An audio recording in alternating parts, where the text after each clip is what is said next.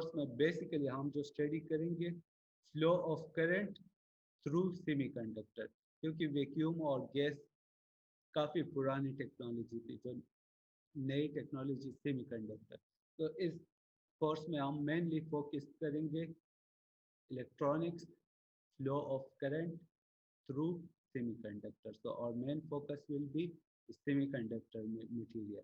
तो हम flow of current को किस तरह कंट्रोल कर सकते हैं? बेसिकली हम इलेक्ट्रॉनिक डिवाइसेस क्या, किस तरह डायोड हो गया, बीजेटी, मॉसफेट या जेफेट, हम इसको यूज़ करके करंट को कंट्रोल कर सकते हैं। सो electronics actually deals with the construction and operation of electronic devices. So के इलेक्ट्रॉनिक्स में हम स्टडी करेंगे कि डिफरेंट इलेक्ट्रॉनिक डिवाइसेस बनते किस तरह है, कि उनका कंस्ट्रक्शन, उसको कंस्ट्रक्ट किस तरह किया जाता है। द सेकंड विल बी कि वो ऑपरेट किस तरह करते हैं, and the third will be हम उसको सर्किट में यूटिलाइज किस तरह कर सकते हैं, कि इलेक्ट्रॉनिक डिवाइसेस यूज़ करके हम उससे सर्किट किस तरह बना सकते हैं। So that is basically electronics is to control the flow of current through vacuum or gas or semiconductor. So basic electrical components: resistor, capacitor, inductor. Circuit 1, circuit 2 में आपने काफ़ी पढ़े होंगे, और इससे रिलेटेड काफ़ी सर्किट भी सॉल्व किए होंगे। Different methods like the mesh analysis, nodal analysis, Thevenin theorem, Norton theorem. So इस सर्किट्स को आपने बहुत सारे एनालाइज किया होगा, सर्किट 1 और सर्किट 2 में भी। सर्किट 2 में फिर ऐसी सोर्स भी आ जाते हैं। सो आपने सर्किट एनालाइज किए होंगे जिसमें बेसिक कंपोनेंट्स, ये 3 कंपोनेंट्स, और इसको हम पैसिव कंपोनेंट्स भी कह सकते हैं। इलेक्ट्रॉनिक डिवाइसेस, अब इलेक्ट्रॉनिक डिवाइसेस क्या है? Electronic devices, the first one जो मोस्ट कॉमनली यूज होता है, diode. Second, bipolar junction transistor. और थर्ड, मॉसफेट। इसके इसके अलावा और भी सेमीकंडक्टर डिवाइसेस है, जैसे जेफिट या ओपेम्स जो आपने पढ़े थे, वो भी सेमीकंडक्टर डिवाइसेस है। तो हम सर्किट एनालाइज करेंगे, इस कोर्स में हम सर्किट एनालाइज करेंगे जिसमें ये सेमीकंडक्टर डिवाइस है। ये semiconductor device, in addition to this devices there will be resistor, capacitor, inductor. तो ये 3 कंपोनेंट्स के होंगे, लेकिन addition to that there will be some semiconductor devices. so basically we will study कि ये semiconductor device, diode, BJT, MOSFET, ये construct किस तरह होते हैं, हम उसको बनाते किस तरह है, और फिर हम उसका ऑपरेशन किस तरह है, और हम इसको सर्किट में किस तरह यूटिलाइज कर सकते हैं। So in this course we will be studying the construction and operation of semiconductor devices, and will analyze circuit containing these semiconductor devices.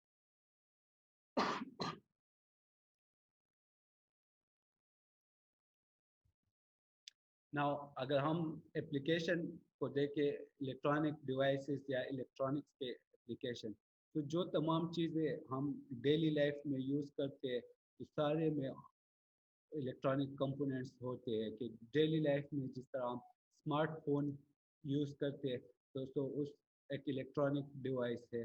Computer का प्रोसेसर, सीपीयू, डीएसपी और कंट्रोलर, ये भी एक इलेक्ट्रॉनिक डिवाइस है, क्योंकि इसमें बीजेटीज, मॉसफेट या ये चीज़ें यूज़ होते हैं। So computers again electronic devices. Medicine, memory chip, RAM, ROM, EPROM, electronic devices. Mobile communication, video and audio processing, programmable PLA, FPGAs, all are the electronic devices, क्योंकि इन सारों में सेमीकंडक्टर डिवाइसेस यूज़ होते हैं। Embedded system, system on chip, तो जो चीज़ें actually हम बहुत सारे डेली लाइफ में यूज़ करते हैं, वो एक्चुअली इलेक्ट्रॉनिक डिवाइसेस ही है। सो सपोज कि your mobile phone, tablet, computer, so all of these are the electronic devices. So the application काफ़ी ज़्यादा है इलेक्ट्रॉनिक्स की।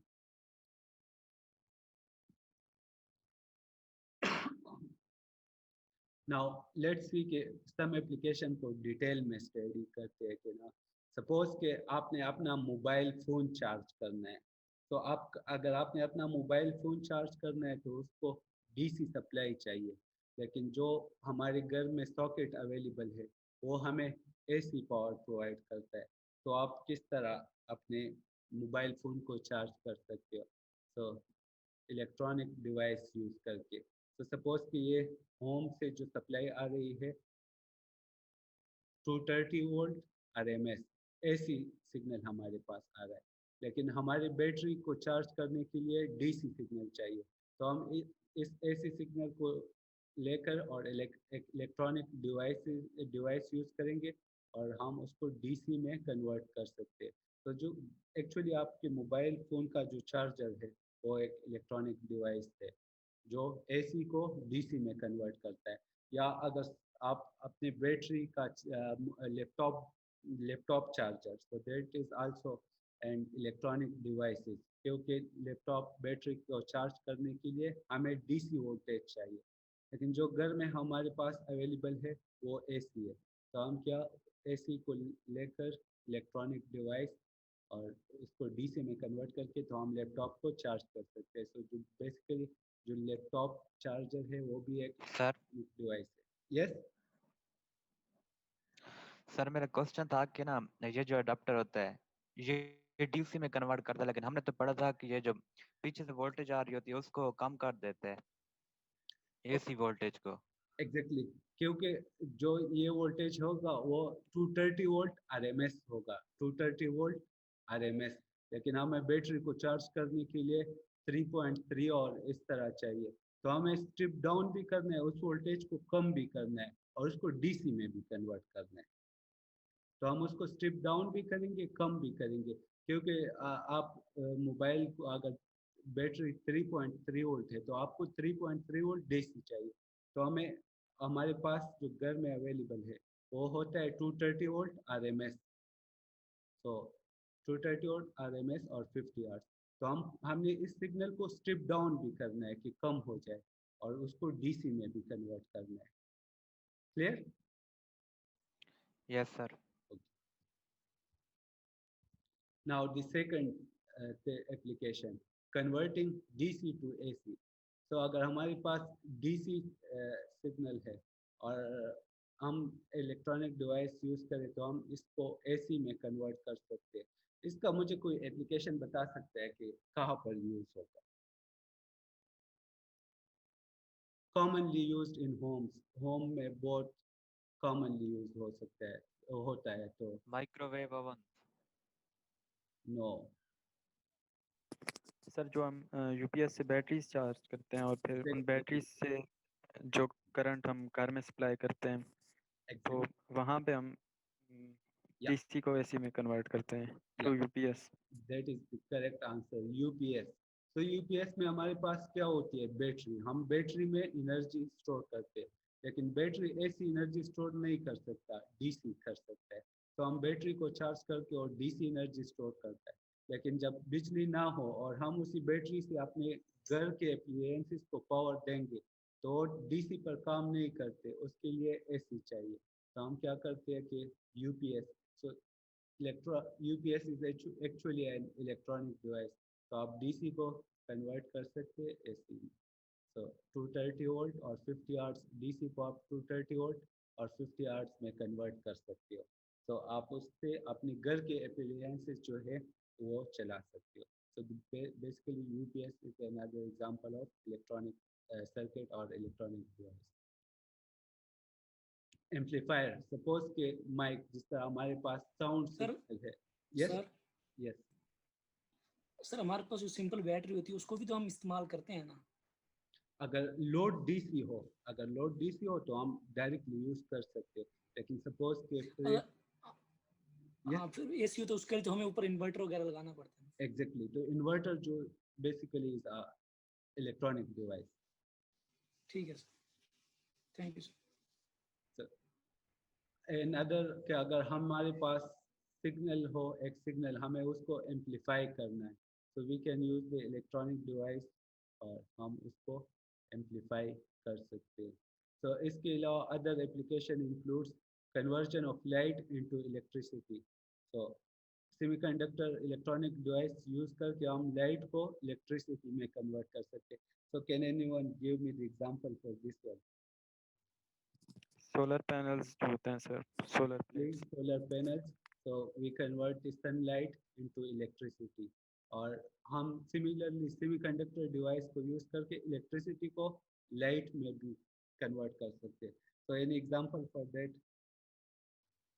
एलईडीज होती हैं जो sir, Exactly. Light emitter. LED or light emitting diodes. So that are another electronic devices जो actually electricity को light में convert करते हैं. तो जो recently TVs आते हैं LEDs, तो that is the technology used semiconductor light emitting diodes.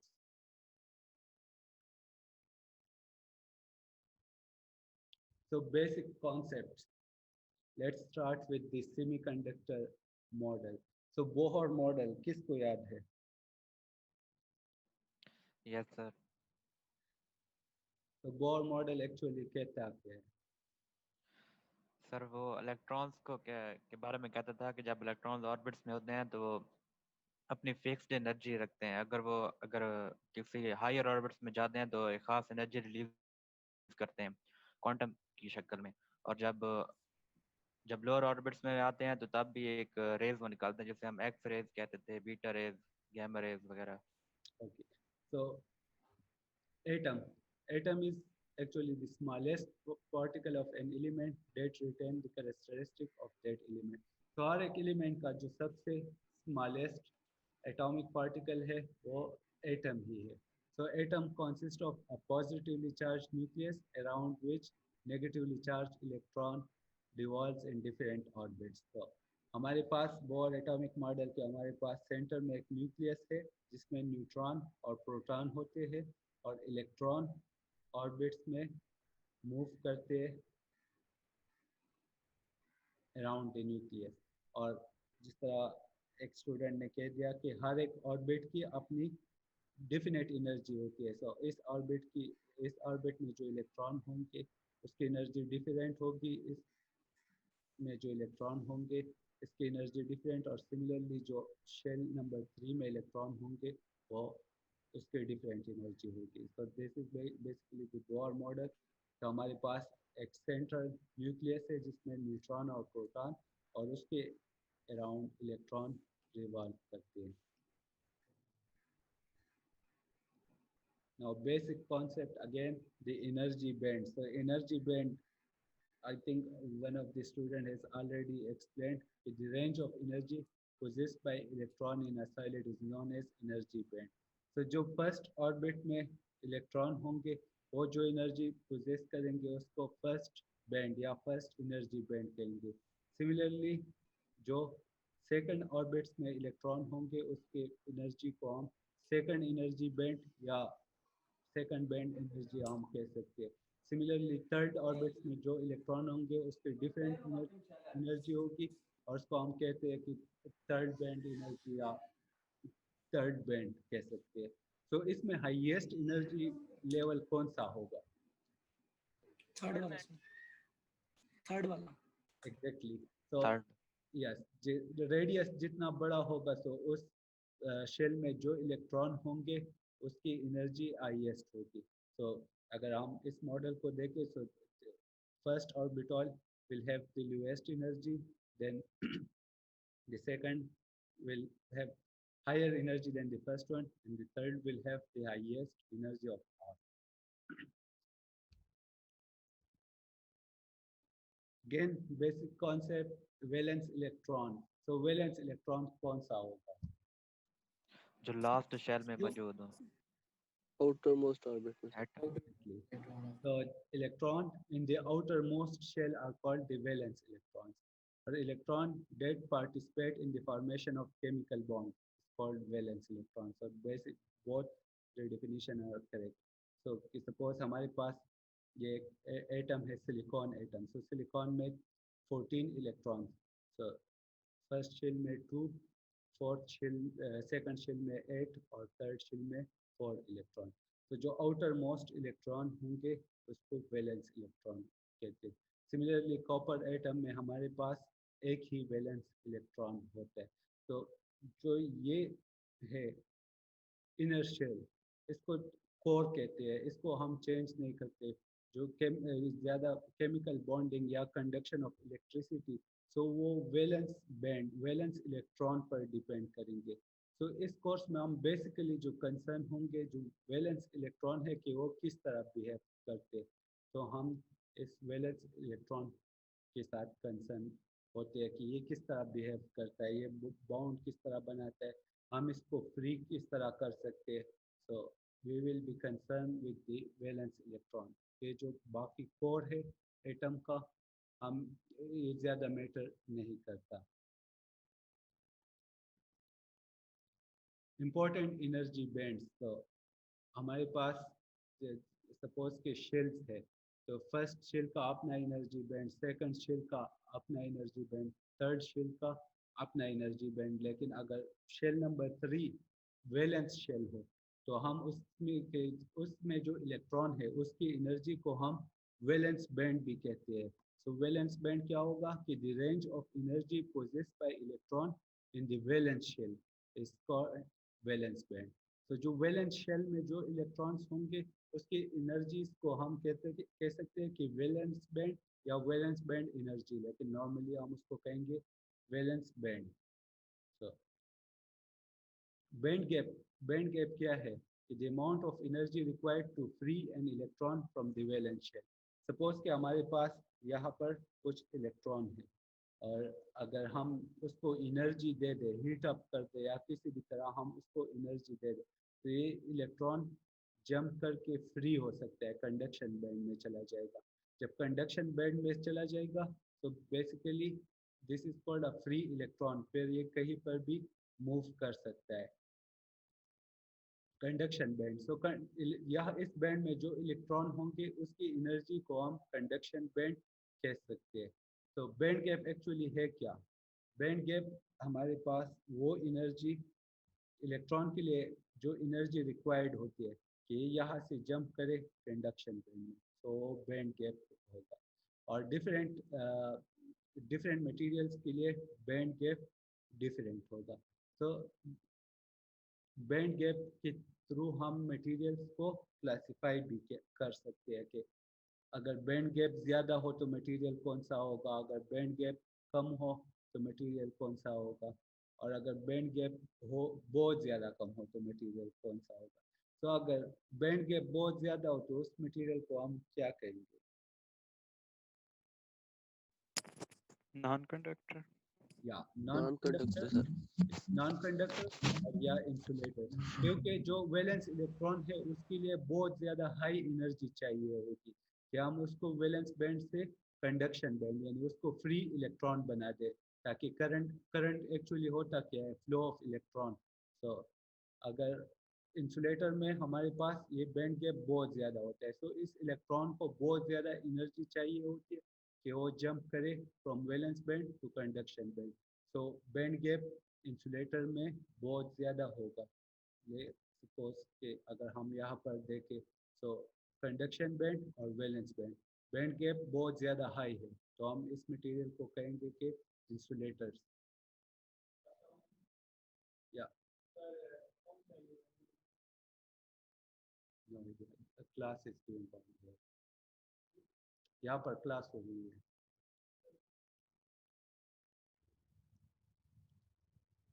So conduction band और valence band, band gap energy काफ़ी ज़्यादा है, तो हम इस तरह की मटेरियल को कहेंगे कि इंसुलेटर। सेमी कंडक्टर, सो बैंड गैप और वैलेंस बैंड और कंडक्शन बैंड में जो बैंड गैप है वो कम होती है बनिस्बतन इंसुलेटर की। तो यहाँ अगर 15 इलेक्ट्रॉन वोल्ट सपोज के इंसुलेटर के लिए नॉर्मली जो बैंड गैप होता है 15 इलेक्ट्रॉन वोल्ट या उससे ज़्यादा।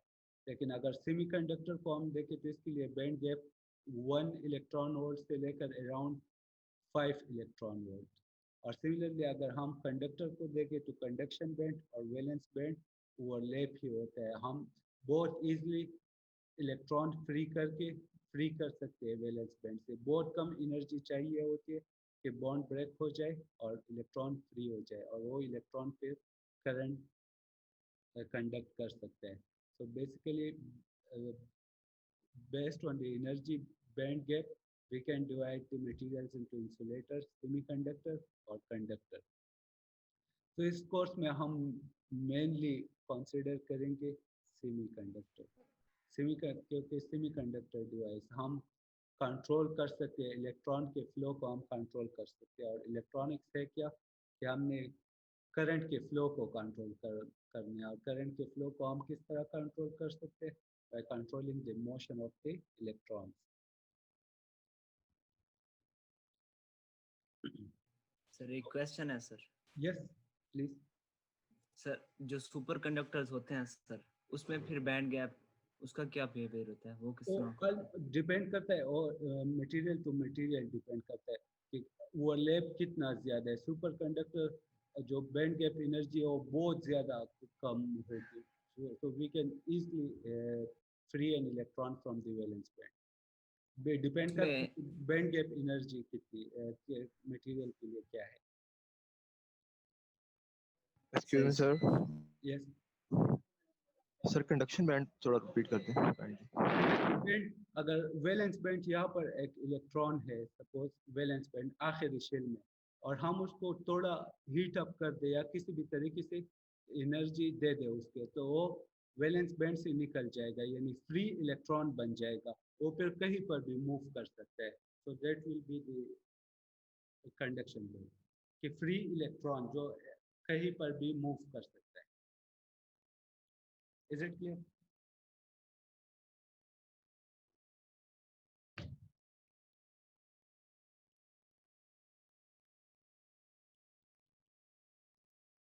क्वेश्चन किसने पूछा था? क्लियर के सर वो आवाज चली गई थी, काइंडली रिपीट कर दें.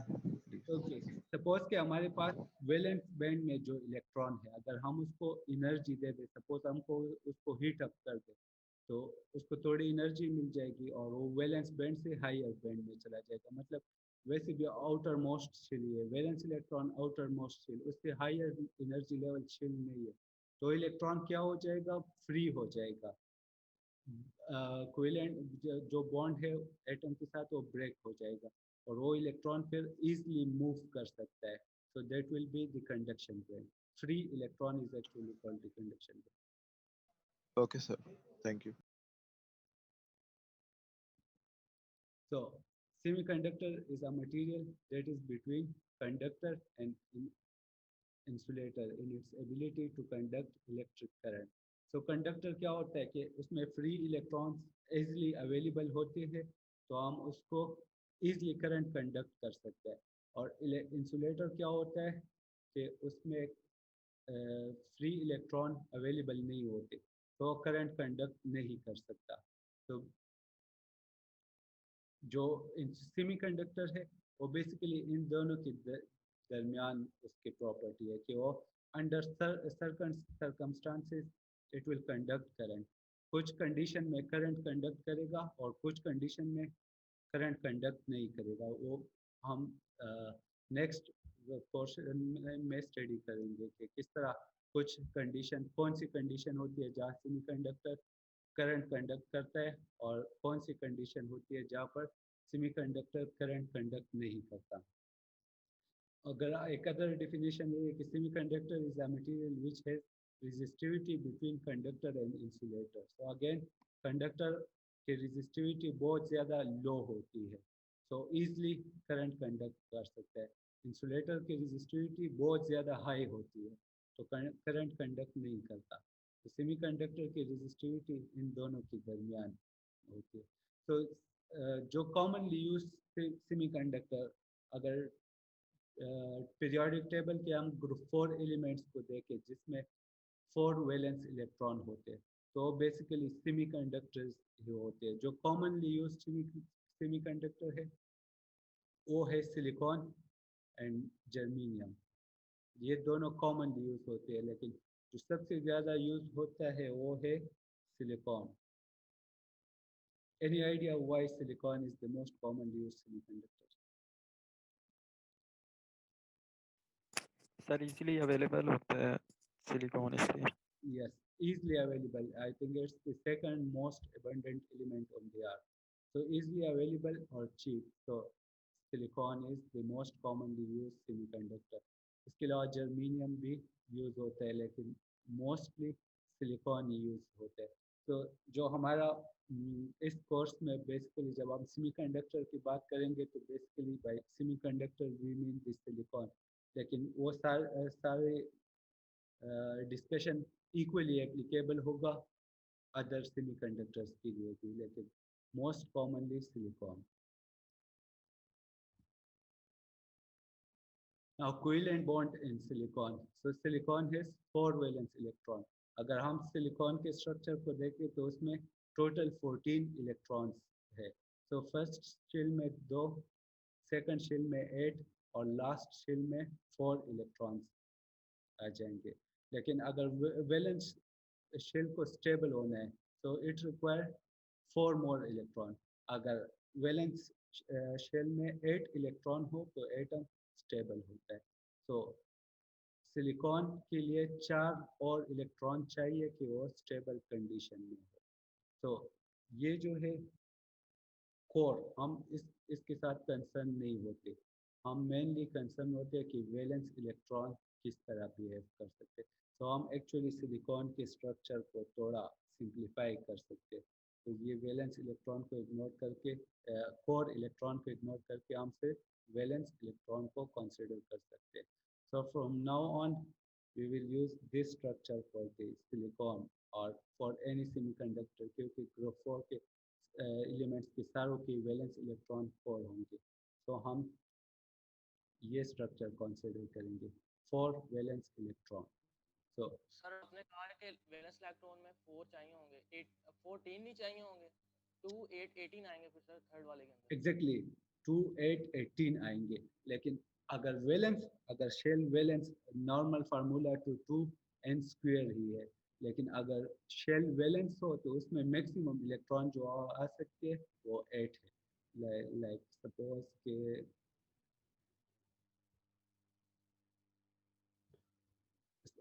Octet rule, sir. Copper atom को हम देखें तो 2 8 18 और फिर आउटर मोस्ट शेल में मैक्सिमम 8 इलेक्ट्रॉन होंगे। So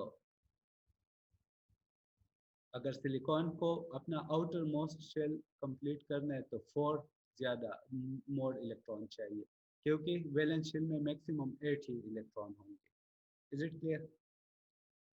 yes sir. Okay. So हम इस सारे स्ट्रक्चर के बजाय ये सिंप्लीफाइड स्ट्रक्चर ही यूज़ करेंगे 4 वैलेंस इलेक्ट्रॉन, क्योंकि हमारा मेन कंसर्न ही वैलेंस इलेक्ट्रॉन के साथ है। सो as I mentioned earlier, कि silicon has 4 valence electron, so require 4 more to complete the outermost shell. So 4 valence electron मौजूद है, 4 मज़ीद इलेक्ट्रॉन चाहिए कि ये अपने outermost shell को complete कर ले। तो ये क्या करता है कि सिलिकॉन एटम एक दूसरे सिलिकॉन एटम के साथ बॉन्ड बना लेता है, कोवेलेंट बॉन्ड। सो कि सपोज ये सिलिकॉन एटम है, इसके 4 आउटर मोस्ट इलेक्ट्रॉन्स है, तो ये 4 और इलेक्ट्रॉन्स के साथ एटम्स के साथ कोवेलेंट बॉन्ड बना देता है। नाउ इसके 4 इलेक्ट्रॉन्स, एक इलेक्ट्रॉन ये इस एटम के साथ भी काउंट होगा और इस एटम के साथ भी काउंट होगा। सिमिलरली इसका ये इलेक्ट्रॉन, ये 2 इलेक्ट्रॉन इस एटम के साथ भी काउंट होंगे और इस एटम के साथ भी काउंट होंगे। तो अगर अब हम काउंट करें तो 1 2 3 4 5 6 7 और एक यहाँ पर 8। तो कोवेलेंट बॉन्ड बनाने से इसके आउटर मोस्ट शेल में 8 इलेक्ट्रॉन हो जाएंगे। तो कोवेलेंट बॉन्ड के 8 इलेक्ट्रॉन बनाने के लिए जो सिलिकॉन एटम्स है वो इलेक्ट्रॉन शेयर कर लेते हैं। सो सिलिकॉन एटम्स और उसके दरमियान ये double line covalent bond show करते हैं और ये वैलेंस इलेक्ट्रॉन। सो एक सिलिकॉन एटम बाकी 4 सिलिकॉन एटम के साथ अपने इलेक्ट्रॉन शेयर कर लेता है और कोवेलेंट बॉन्ड बना लेता है। So the atom form a lattice और crystal structure. So this is actually a silicon lattice. बहुत सारे एटम कंबाइन होकर तो सिलिकॉन लेटस बना लेता है। So this is actually the silicon lattice. सो हर एक एटम के आउटर मोस्ट शेल में अब 8 इलेक्ट्रॉन है और स्टेबल कंडीशन में है।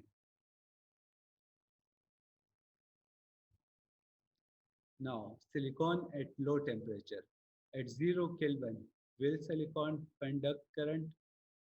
So what do you think? कि silicon current conduct करेगा अगर 0 Kelvin पर? No, sir.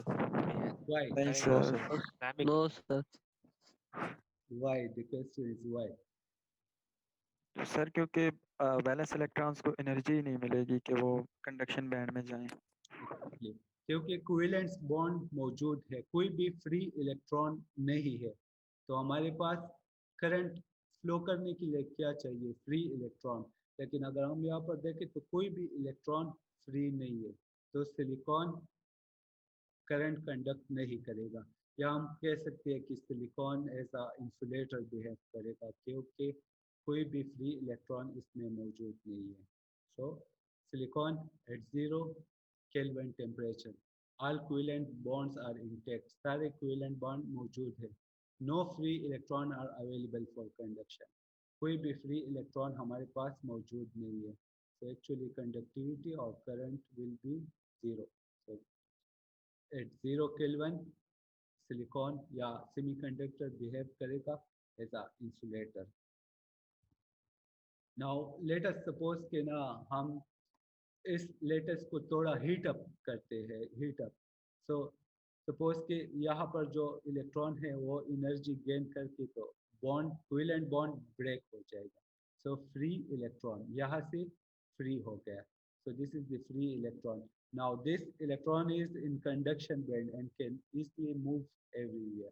सो अगर हम सिलिकॉन के टेम्परेचर 0 केल्विन से बढ़ाकर रूम टेम्परेचर जिस तरह के 300 केल्विन, सो जिस सिलिकॉन की जो कोवेलेंट बॉन्ड है उसमें कुछ बॉन्ड टूट सकते हैं। सपोज कि यहाँ पर जो कोवेलेंट बॉन्ड था वो टूट गया और यहाँ से एक इलेक्ट्रॉन फ्री हो गया या कंडक्शन बैंड में चला गया, और ये free electron now it's can move anywhere. तो अब अगर हम टेम्परेचर को बढ़ा दें तो some covalent bond will break, freeing an electron and creating hole due to thermal energy. तो यहाँ से इलेक्ट्रॉन चला गया तो हमारे पास क्या बच गया? खाली जगह, एक खाली जगह। तो उस खाली जगह को हम कहेंगे होल, क्योंकि यहाँ पर एक इलेक्ट्रॉन रिक्वायर्ड है।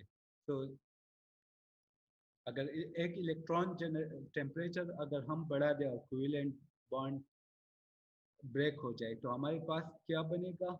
एक इलेक्ट्रॉन प्लस एक होल।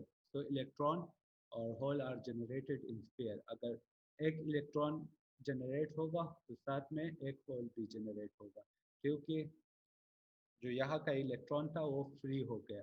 यहाँ का जो इलेक्ट्रॉन था तो this will be a positive charge particle जिसको एक इलेक्ट्रॉन चाहिए।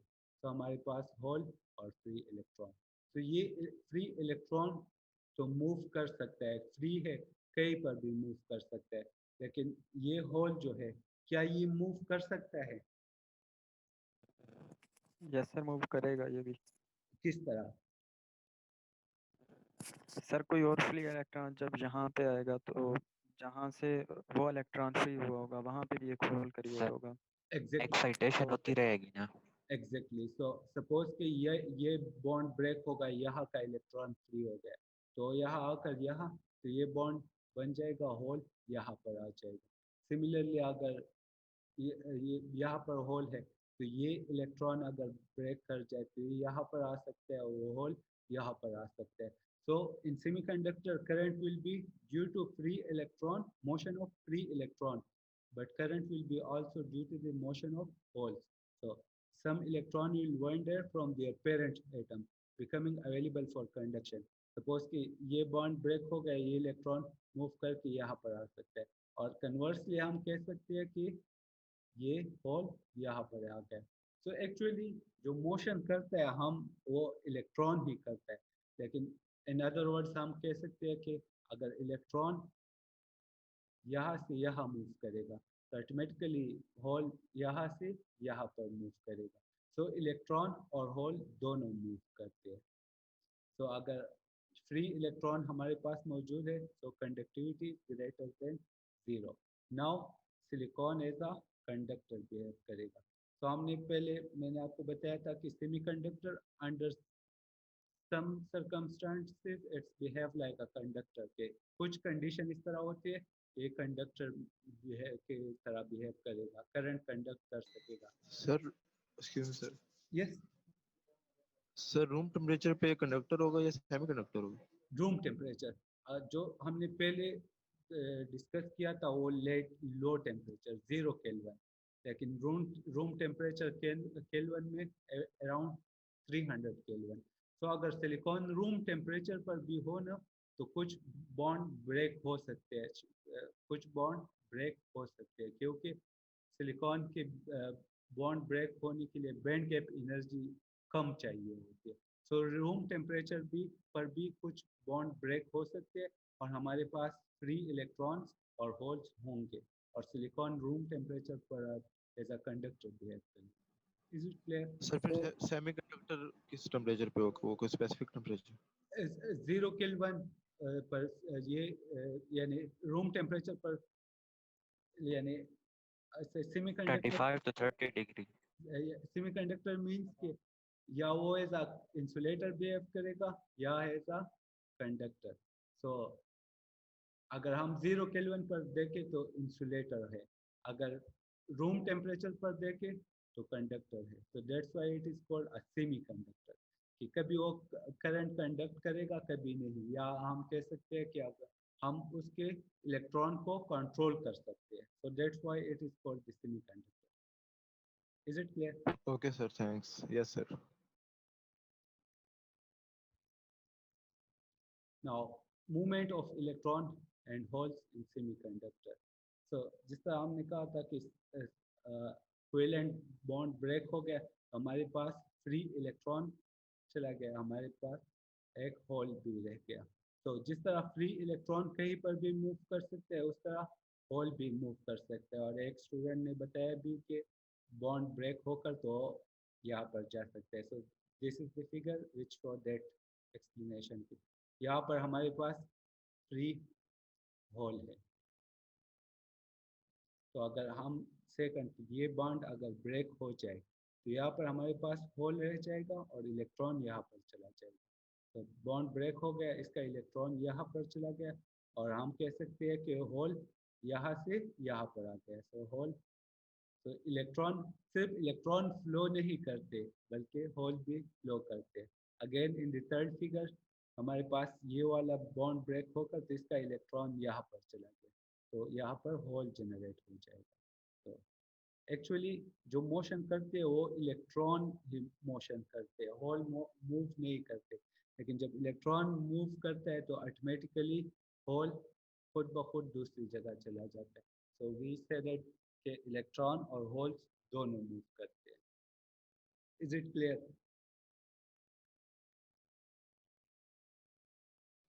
yes sir Yes, sir. तो अगर हम सपोज कि इसको देखें ना कि हमारे पास लाइट जो ट्रैफिक लाइट है वहाँ पर एक गाड़ी खड़ी है और इस गाड़ी को हम कह सकते हैं कि सपोज ये इलेक्ट्रॉन्स है तो दिस आर द इलेक्ट्रॉन्स और जो ट्रैफिक लाइट है उसके साथ थोड़ी जगह खाली है तो लेट्स सपोज कि ये होल है जब इस गाड़ी ने देख लिया कि आगे एक गाड़ी की जगह खाली है तो ये आगे चला गया सो इलेक्ट्रॉन मूव कर गया ऑटोमेटिकली होल क्या पीछे आ गया जब दूसरी गाड़ी ने देखा कि जगह खाली है तो वो आगे चला गया so electron moves in forward direction automatically hole will move at the backward direction so hole actually electron move कर रहे हैं फॉरवर्ड डायरेक्शन में so automatically hole will move in the opposite direction so it is like the electron and hole movement so is it clear दोनों का direction opposite ही होगा yes sir sir ये repeat करते हैं सपोज कि हमारे पास electron और होल मूवमेंट को समझने के लिए सपोज कि हमारे पास एक ट्रैफिक लाइट है सिग्नल रेड है सारी गाड़ियाँ खड़ी है तो ये गाड़ियाँ खड़ी है इसको हम कह सकते हैं कि सपोज ये इलेक्ट्रॉन है और ये खाली जगह ये होल है जब पहली गाड़ी ने देख लिया कि जगह खाली है, आगे एक गाड़ी आ सकती है, तो इसने मूव किया थोड़ा आगे, तो ये गाड़ी थोड़ी आगे चली गई, तो ऑटोमेटिकली जो फ्री स्पेस था वो पीछे चला जाएगा। तो इलेक्ट्रॉन आगे डायरेक्शन में चला गया और होल पीछे आ गया। तो इलेक्ट्रॉन और होल का मोशन इंटर रिलेटेड है। अगर इलेक्ट्रॉन मूव करेगा तो होल ऑटोमेटिकली अपोजिट डायरेक्शन में मूव करेगा। सपोज के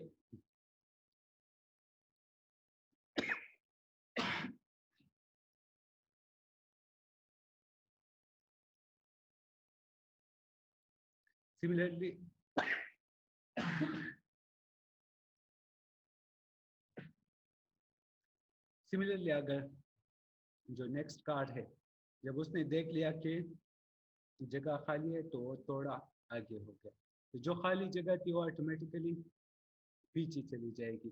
तो अगर इलेक्ट्रॉन इस डायरेक्शन में मूव करेंगे तो होल उसके अपोजिट डायरेक्शन में मूव करेंगे। So is it clear? Yes, sir.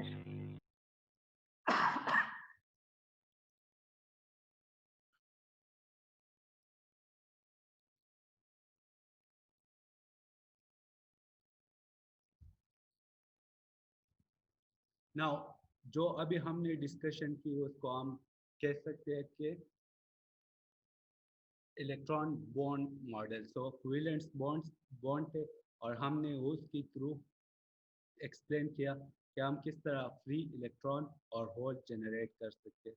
लेकिन हम इस सारे डिस्कशन को एनर्जी बैंड के थ्रू भी एक्सप्लेन कर सकते हैं। सपोज क्या हमारे पास वैलेंस इलेक्ट्रॉन है, वैलेंस बैंड, इसमें इलेक्ट्रॉन है, लेकिन ये इलेक्ट्रॉन ऑल कोवेलेंट बॉन्ड मौजूद है और फ्री इलेक्ट्रॉन नहीं है रूम 0 केल्विन पर।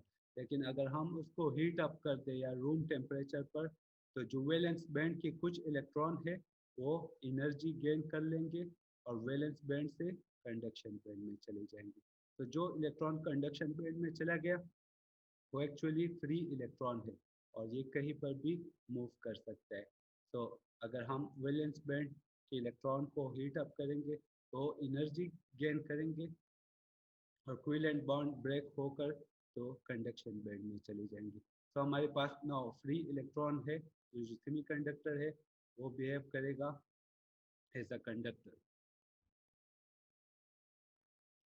तो अगेन इसको सर होल किधर मूव करेंगे? ओके, होल किस तरह मूव करेंगे कि सपोज ये इलेक्ट्रॉन ये कंडक्शन बैंड में नहीं जाता, लेकिन थोड़ी सी एनर्जी गेन करके तो बॉन्ड से ब्रेक हो गया, लेकिन एनर्जी इतना ज़्यादा नहीं है कि कंडक्शन बैंड में चला जाए, तो ये शायद यहाँ पर आ जाए। ये इसको हम फॉरबिडन गैप, यहाँ पर इलेक्ट्रॉन स्टे नहीं कर सकता, या उस ऊपर जाएगा या नीचे। तो सपोज कि वापस आकर तो इलेक्ट्रॉन यहाँ से यहाँ चला जाएगा और होल यहाँ पर आ जाएगा। क्लियर? Yes sir.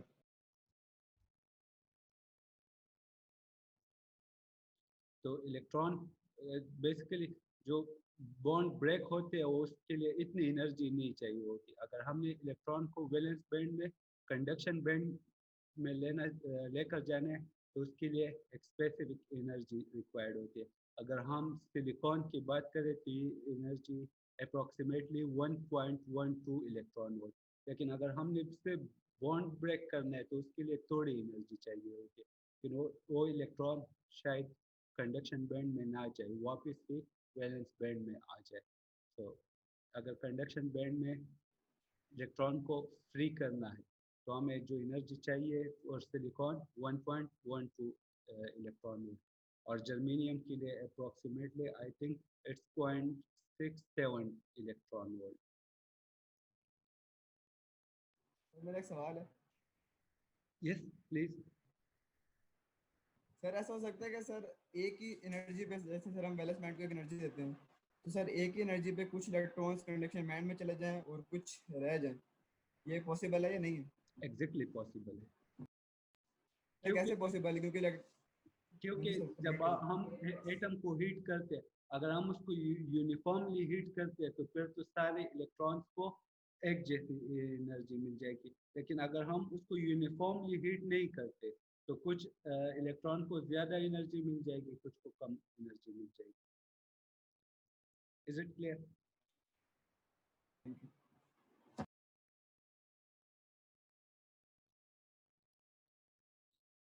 जिसने क्वेश्चन पूछा था, तो इज इट क्लियर? जी सर क्लियर है। Now, current conduction in intrinsic semiconductor, जो अभी तक हमने सेमीकंडक्टर पढ़ा वो सिर्फ उसमें सिर्फ सिलिकॉन एटम्स है, सिलिकॉन एटम्स। तो हम इसको प्योर सिलिकॉन या इंट्रिंसिक सेमीकंडक्टर या इंट्रिंसिक सेमीकंडक्टर या इंट्रिंसिक सिलिकॉन भी कह सकते हैं। तो इंट्रिंसिक सेमीकंडक्टर वो होगा जिसमें सिर्फ एक ही तरह के एटम होंगे। सपोज अगर सिलिकॉन है तो उसमें सिर्फ सिलिकॉन की एटम्स होंगे, अगर जर्मेनियम है तो उसमें सिर्फ जर्मेनियम के एटम्स होंगे। तो अगर सेमीकंडक्टर में एक ही किस्म के एटम्स है तो हम उसको इंट्रिंसिक या प्योर सेमीकंडक्टर कह सकते हैं। तो अभी हमने डिस्कस किया कि अगर 0 केल्विन पर हो तो सिलिकॉन या सेमीकंडक्टर कंडक्ट नहीं करेगा, लेकिन अगर रूम टेम्परेचर पर हो तो कंडक्ट करेगा। Now the question is, can thermal generation, हमने हीट एनर्जी यूज करके इलेक्ट्रॉन जनरेट किए, so can thermal generation be used to effect meaningful current conduction in silicon? क्या हम जो प्रोसेस हमने अभी डिस्कस किया कि हम एक सेमीकंडक्टर मटेरियल को हीट करके तो उसमें करंट कंट्रोल कर सकते हैं, क्या ये एक यूजफुल मेथड है? आप लोगों का क्या ख्याल है कि यूजफुल मेथड है कि नहीं? सर किसी हद तक यूजफुल है। सर हो सकता है अगर हमें जनरेट करवाना और उसको हमने अगर कंडक्शन बैंड में लेके जाना हो तो हम अगर हीट एनर्जी यूज कर रहे हैं तो हो सकता है किसी हद तक। हाँ, मगर सर अगर हीट को हम यूज करते हैं तो जो सिस्टम है हमारा वो भी तो हीट कर सकता है ना sir. Exactly. Now the question is कि यहाँ तक तो ठीक है कि हमें फ्री इलेक्ट्रॉन चाहिए, तो हम सेमीकंडक्टर को हीट करके इलेक्ट्रॉन जनरेट कर सकते हैं। लेकिन अगर हम इस तरह का कोई डिवाइस सेमीकंडक्टर से बना दे और उसको सर्किट में यूज़ करें तो फिर हम तो कंट्रोल नहीं कर रहे, क्योंकि जब सर्किट में यूज़ होगा तो सर्किट अपना पावर डिसिपेशन और ये चीज़ें होती है तो हीट अप हो जाता है। तो करंट हम तो कंट्रोल नहीं कर रहे बल्कि टेम्परेचर कंट्रोल कर रहा होगा। या इस तरह कह लो कि एक सर्किट है और हमने उसमें करंट कंट्रोल करना है तो हम उसको हीट करेंगे या हीट कूल करेंगे तो हम इलेक्ट्रॉन कंट्रोल करेंगे। So this method is not very useful. अगर हमने एक सर्किट बनाना है तो ये मेथड यूजफुल नहीं है, क्योंकि जिस तरह एक स्टूडेंट ने पॉइंट आउट किया कि सर्किट का अपना हीट भी होता है। तो इलेक्ट्रॉन बेसिकली हम कंट्रोल नहीं कर रहे बल्कि इन्वायरमेंट कंट्रोल कर रहा है। तो ये इतना यूजफुल मेथड नहीं है। तो इसके लिए तो यूजफुल है कि हम फ्री इलेक्ट्रॉन जनरेट कर सकते हैं, लेकिन अगर उसको मीनिंगफुली हमने कंट्रोल करना है तो ये मेथड इतना यूजफुल नहीं है। सो अगर सेमीकंडक्टर डिवाइस तो dependence on temperature is not desirable, क्योंकि अगर हमने एक सेमीकंडक्टर डिवाइस सपोज डायोड हमने सर्किट में यूज़ करना है तो उसका करंट टेम्परेचर पर डिपेंडेंट नहीं होना चाहिए, क्योंकि सर्किट में अपने हीट भी होते हैं या इन्वायरमेंट भी हीट कर सकते हैं।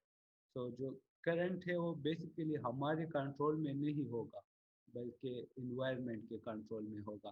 सो dependence on temperature is not desirable. तो जो सेमीकंडक्टर डिवाइस है उसमें dependence on temperature is not desirable. तो जो थर्मल जनरेशन हमने डिस्कस की वो एक्चुअली इतना यूजफुल मेथड नहीं है कि हम ना सेमीकंडक्टर में इलेक्ट्रॉन जनरेट करें या होल्स जनरेट करें। तो उसके लिए हम क्या करते हैं कि डोपिंग डोपिंग क्या होता है? Doping is the intentional introduction of impurities into an extremely pure intrinsic semiconductor for the purpose of changing carrier concentration. तो अगर हम थर्मल जनरेशन वाला मेथड यूज़ नहीं कर सकते। तो बेसिकली हम क्या कर सकते हैं कि हम एक प्रोसेस है उसको कहते हैं डोपिंग। तो हम जो प्योर सिलिकॉन है या इंट्रिंसिक सिलिकॉन है उसमें इम्प्योरिटीज ऐड कर देते हैं। तो उसमें उसके कैरियर कॉन्सेंट्रेशन उसमें या फ्री इलेक्ट्रॉन आ जाते हैं या फ्री होल्स आ जाते हैं। तो जो एक्चुअली सेमीकंडक्टर डिवाइस बनते हैं हम डोपिंग यूज़ करके उसका कैरियर कॉन्सेंट्रेशन चेंज करके, तो हमारे पास फ्री इलेक्ट्रॉन और फ्री होल्स आ जाते हैं। तो डोप या पहले को प्योर सेमीकंडक्टर को हम इंट्रिंसिक और दूसरे को डोप या एक्सट्रिंसिक सेमीकंडक्टर कह सकते हैं। और एक्सट्रिंसिक सेमीकंडक्टर पे हमारे पास टू टाइप्स है उसके, एक है एन टाइप सेमीकंडक्टर, दूसरा है P type semiconductor. Now first is the N type semiconductor. Silicon is doped with element having 5 valence electron. So हम सिलिकॉन में एक ऐसा एटम ऐड कर देते हैं जिसमें 5 वैलेंस इलेक्ट्रॉन हो। सपोज कि हम पीरियोडिक टेबल के अगर ग्रुप 5 एलिमेंट को ले लें तो उसमें 5 वैलेंस इलेक्ट्रॉन होते हैं। सो अगर हम will increase the concentration of free electron तो ये बाकी सिलिकॉन एटम है, लेकिन हमने एक एटम ग्रुप 5 का ले लिया जिसमें 5 वैलेंस इलेक्ट्रॉन है। तो जो 4 इलेक्ट्रॉन है वो तो कोवेलेंट बॉन्ड बना लेंगे, लेकिन एक हमारे पास फ्री इलेक्ट्रॉन बच जाएगा। तो this electron can be used to carry the current. Similarly अगर हम बहुत सारे इम्प्योरिटीज ये ऐड कर दे तो हमारे साथ बहुत सारे इलेक्ट्रॉन आ जाएंगे और सेमीकंडक्टर बिहेव करेगा एज अ कंडक्टर। और इस इम्प्योरिटी जो ग्रुप 5 से हम इम्प्योरिटी ऐड करते हैं इसको डोनर इम्प्योरिटी भी कहते हैं, क्योंकि इसने एक इलेक्ट्रॉन डोनेट कर दिया, एक फ्री इलेक्ट्रॉन। इसके 5 वैलेंस इलेक्ट्रॉन थे, 4 ने कोवेलेंट बॉन्ड में हिस्सा ले लिया, एक फ्री इलेक्ट्रॉन बच गया। तो ये फ्री इलेक्ट्रॉन इजीली मूव कर सकता है कहीं पर भी और करंट कंडक्ट कर सकता है। सो पेंटावेलेंट इम्प्योरिटी एटम और donor atom so will increase the concentration of free electron। तो अगर हम ग्रुप 5 का कोई भी एलिमेंट सिलिकॉन में ऐड कर दे तो हमारे पास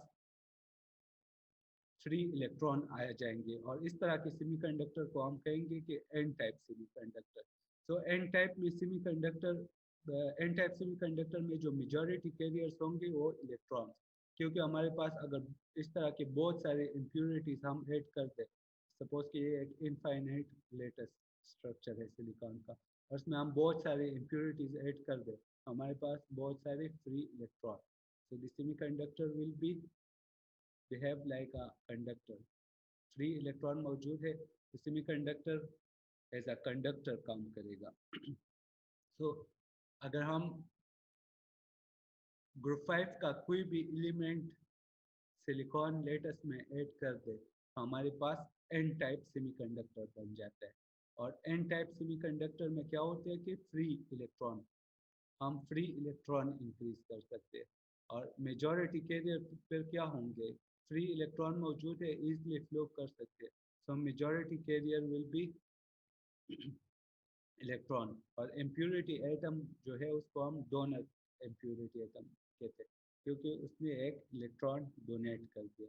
is it clear? Yes sir. Yes sir. तो हम पी टाइप सेमीकंडक्टर पे किस तरह बना सकते हैं, एनी आइडिया? तो ट्राईवेलेंट कोई एटम लेंगे और उसको इसमें डालें। एग्जैक्टली अगर हम पी टाइप सेमीकंडक्टर तो हमारे पास सिलिकॉन है और उसमें हम ट्राईवेलेंट तो 3 वैलेंस इलेक्ट्रॉन को ऐड करके तो हमारे पास क्या आ जाएगा, पी टाइप सेमीकंडक्टर। सपोज कि हमने एक एटम ऐड किया जिसकी 3 वैलेंस इलेक्ट्रॉन है, एक यहाँ पर एक यहाँ पर, ये 3 इलेक्ट्रॉन जो है इसने बॉन्ड में हिस्सा ले लिया, लेकिन हमारे पास यहाँ पर एक होल बच जाएगा जिसके लिए इलेक्ट्रॉन रिक्वायर्ड है।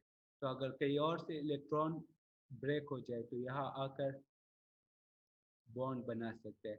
सो ट्राईवेलेंट इम्प्योरिटी, ट्राईवेलेंट इम्प्योरिटी को हम कहते हैं कि एक्सेप्टर इम्प्योरिटी, क्योंकि ये इलेक्ट्रॉन एक्सेप्ट करता है।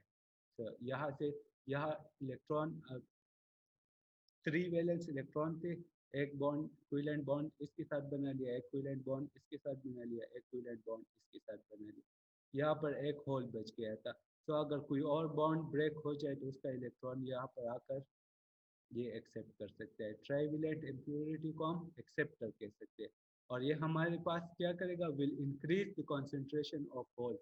सो अगर हम बहुत सारे एटम्स ट्राइवेलेंट इम्प्योरिटी ऐड कर दे सिलिकॉन लेटेस्ट में, तो हमारे पास क्या आ जाएगा कि बहुत सारे होल्स होंगे, और होल्स इजीली मूव कर सकेंगे क्योंकि यहाँ से इलेक्ट्रॉन यहाँ पर तो होल यहाँ पर शिफ्ट हो जाएगा।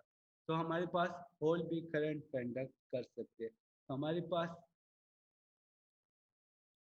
पी टाइप सेमीकंडक्टर में जो मेजॉरिटी कैरियर्स होंगे, चार्ज कैरियर, वो होल होंगे, और the impurity is called acceptor atom क्योंकि वो इलेक्ट्रॉन एक्सेप्ट करता है। तो हमारे पास डोपिंग पर हम दो किस्म की सेमीकंडक्टर बना सकते हैं, एक एन टाइप सेमीकंडक्टर, एक पी टाइप सेमीकंडक्टर। तो एन टाइप में हमारे पास फ्री इलेक्ट्रॉन ज़्यादा होते हैं, और पी टाइप सेमीकंडक्टर में हमारे पास होल ज़्यादा होते हैं। तो हमारे पास बहुत दोनों केसेस में इलेक्ट्रॉन ईजिली मूव कर सकते हैं। अगर होल ज़्यादा हो तो यहाँ से बॉन्ड ब्रेक होकर तो इलेक्ट्रॉन यहाँ पर चला जाएगा, होल यहाँ पर, तो ये भी करंट जनरेट करेगा। तो हम बजाय ये कि थर्मल मेथड यूज़ कर ले, हम सिलिकॉन को डोप कर देते हैं और उस में फ्री इलेक्ट्रॉन या फ्री होल्स क्रिएट कर देते हैं, और वो फिर हम बिहेव कर सकते हैं as a free, as a insulator और एज अ सेमीकंडक्टर।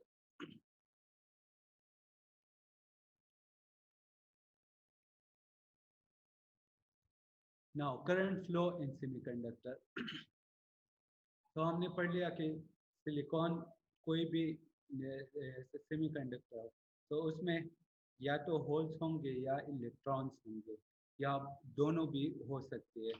तो ये इलेक्ट्रॉन्स और होल्स किस तरह मूव करेंगे? So there are two distinctly different mechanism for the movement of charge carrier and hence for current flow in semiconductor. So ये charge carriers जो है इलेक्ट्रॉन और होल्स, ये दो तरीके से मूव कर सकते हैं, एक है ड्रिफ्ट, एक है डिफ्यूजन। तो हमारे पास बेसिकली सेमीकंडक्टर में दो टाइप ऑफ करंट होंगे, सो ड्रिफ्ट करंट और डिफ्यूजन करंट। तो ड्रिफ्ट करंट क्या है? Drift current is the current due to applied electric field. Suppose कि ये हमारे पास एक सेमीकंडक्टर मटेरियल है और इसके अंदर इलेक्ट्रॉन और होल्स है, तो अगर हम इसके अक्रॉस वोल्टेज अप्लाई करें तो इलेक्ट्रॉन क्या है, negative charge particle, so will attract toward the positive side. So electron move करेंगे इस डायरेक्शन में और होल्स मूव करेंगे इस डायरेक्शन में। होल्स क्या है, positive charge particle, so will be attracted towards the negative. तो holes are accelerated in the direction of the free electrons are repelled. So holes इस डायरेक्शन में और इलेक्ट्रॉन इस डायरेक्शन में। तो अगर हम सेमीकंडक्टर में होल्स और इलेक्ट्रॉन जनरेट कर ले डोपिंग प्रोसेस से और फिर उसके अक्रॉस वोल्टेज अप्लाई कर ले तो ईजिली करंट फ्लो कर सकता है, और उस करंट को हम कहेंगे ड्रिफ्ट करंट क्योंकि current is due to the applied electric field या अप्लाइड वोल्टेज। हमने वोल्टेज अप्लाई किया, होल्स को अट्रैक्ट करेगा, इलेक्ट्रॉन्स को अट्रैक्ट करेगा, होल्स को रिपेल। सो दोनों चार्ज कैरियर मोशन में होंगे, और जब इलेक्ट्रॉन और होल्स मूव करते हैं तो that is actually the current. So the drift current is the current due to applied electric field. So is it clear? Yes, sir. Okay. So the second Yes, one, sir. the second one is current flow in semiconductor, diffusion current. So diffusion current क्या होता है कि diffusion current is the current flow that results from diffusion. So diffusion सबको पता है कि क्या होता है। अगर हमारे पास किसी एक चीज़ की कंसंट्रेशन एक जगह पर ज़्यादा है और दूसरी जगह पर कम है तो हाई कंसंट्रेशन जगह से लोअर कंसंट्रेशन जगह पर जाएगा।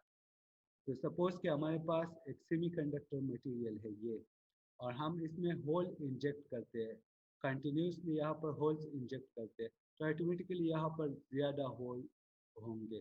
तो यहाँ पर जो जहाँ पर हम होल इंजेक्ट कर रहे हैं यहाँ पर ज़्यादा होल्स होंगे, लेकिन बाकी सेमीकंडक्टर में कम होल्स होंगे। तो ये होल्स क्या डिफ्यूज होना शुरू हो जाएंगे, तो डिफ्यूज होना शुरू हो जाएंगे।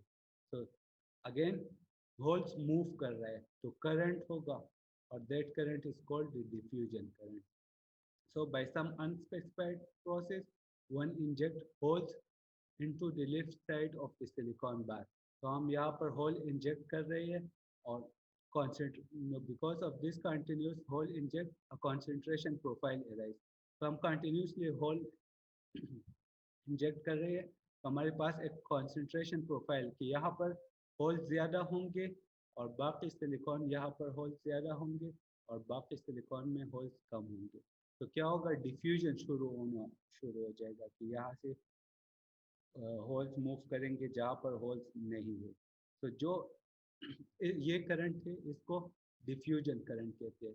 तो जो सिलिकॉन मटेरियल है उसमें या सेमीकंडक्टर मटेरियल है उसमें बहुत करंट होते हैं, डिफ्यूजन करंट भी होता है और ड्रिफ्ट करंट भी होता है।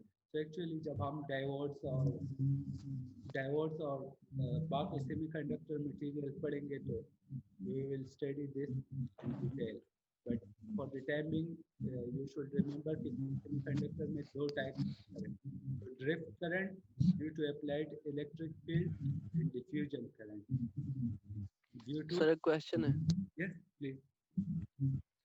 सर हम इसमें होल्स इंजेक्ट कैसे करेंगे, ये भी तो थर्मल प्रोसेस से ही पॉसिबल होगा।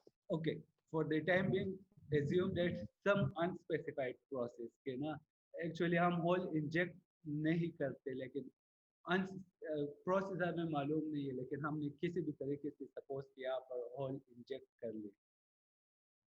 हम इसको बाद में डिस्कस कर लेंगे कि डिफ्यूजन करंट किस तरह फ्लो करता है, लेकिन for the time being assume that कि some unspecified process। Is it okay? Yes sir।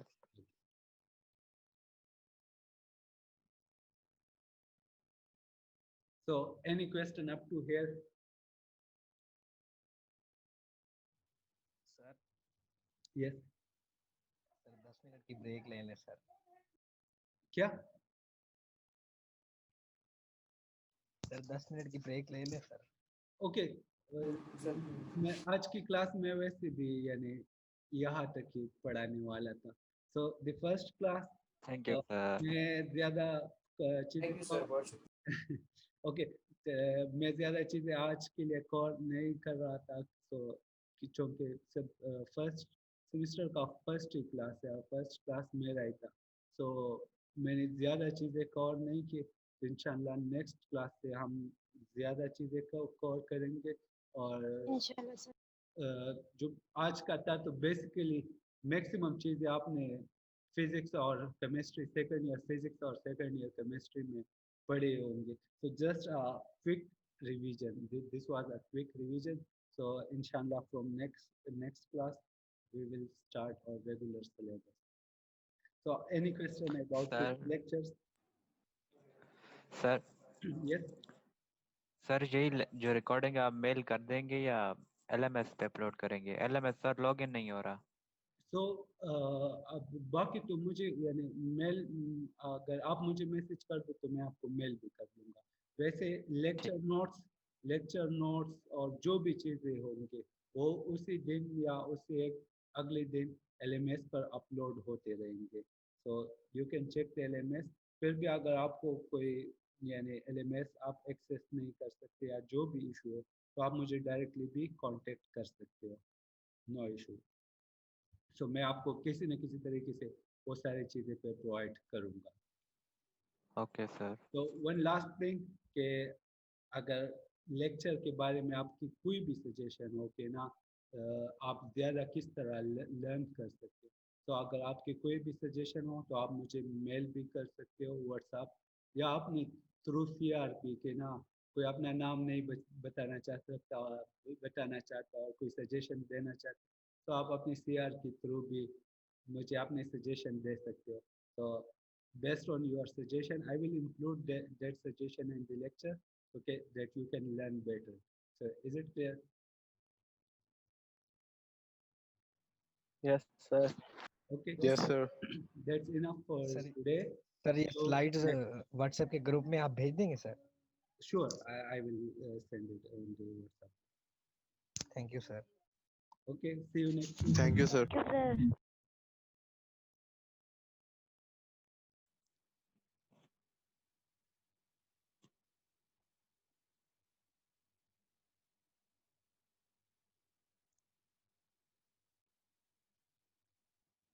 Thank you, sir.